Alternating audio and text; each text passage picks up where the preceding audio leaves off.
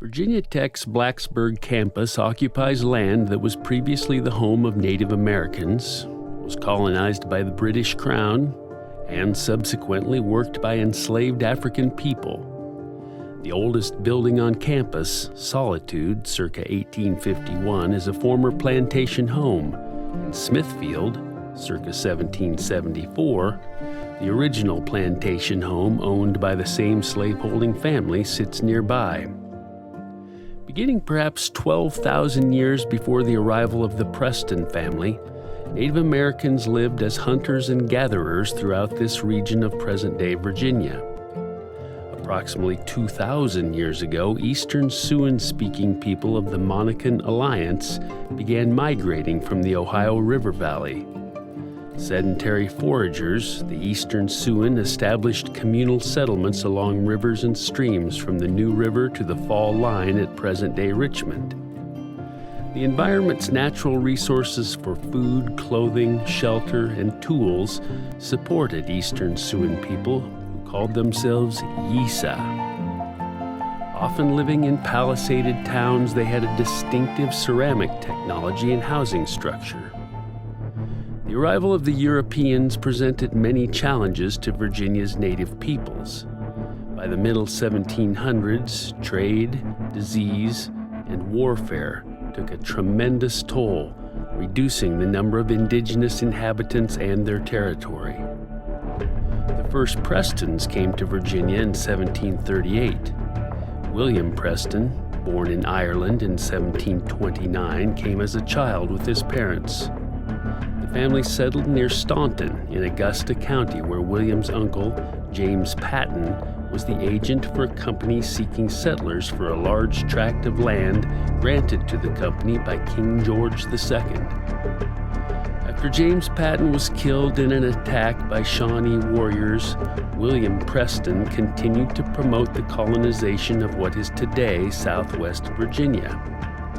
Purchased more land, and in August 1759, his first 16 enslaved African people. William Preston served in the House of Burgesses, the French and Indian War, and the American Revolutionary War. His son, James Patton Preston, served as governor of Virginia. James Patton Preston's son, William Ballard Preston, was a Virginia state legislator, member of the U.S. Congress, and Secretary of the U.S. Navy. Early in his life, William Ballard Preston argued in the Virginia legislature against the institution of slavery, even while his family held many enslaved people. 3 decades later, he served as a delegate to the Virginia Secession Convention, which led to Virginia's joining the Confederacy in the Civil War and then as a member of the Confederate Senate. Through these generations, the Prestons saw their wealth and their social and political influence expand with the decimation of native peoples and the exploitation of labor by the enslaved Africans that they held in bondage.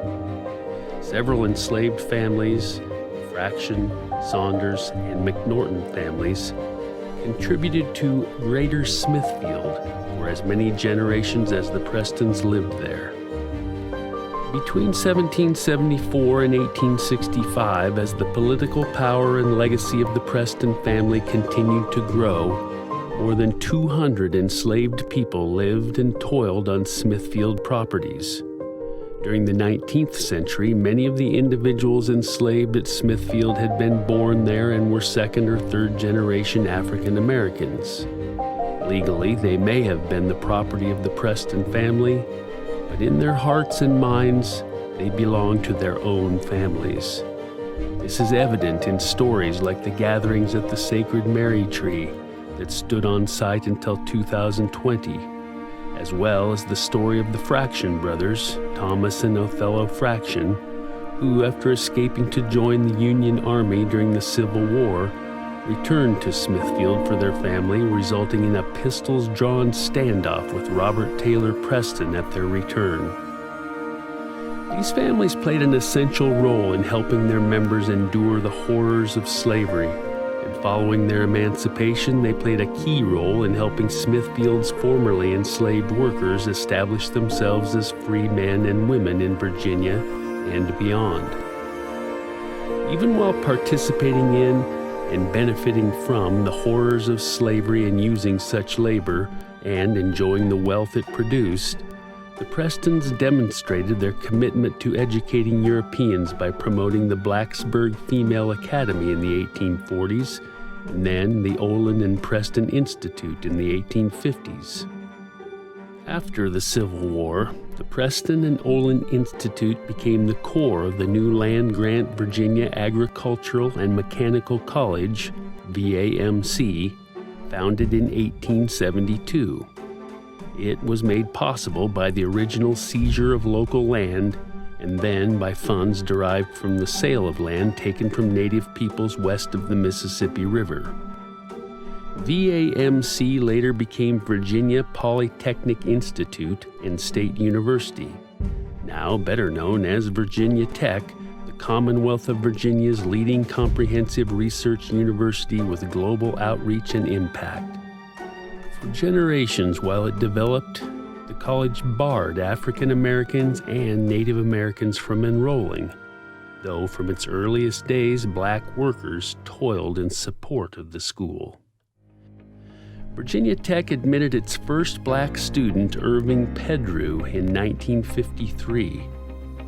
The first member of the Monacan Indian Nation to graduate from Virginia Tech was Rufus Elliott in 2007. As Virginia Tech commemorates its 150th anniversary, join the Council on Virginia Tech History and the More Than a Fraction Foundation to discuss the intertwined histories of Solitude, Smithfield, and Virginia Tech, and how those histories are being reimagined during the Sesquicentennial. 1872 Forward, Celebrating Virginia Tech, is a 3-day celebration that will bring to life how the past shapes the present and leads us into the future.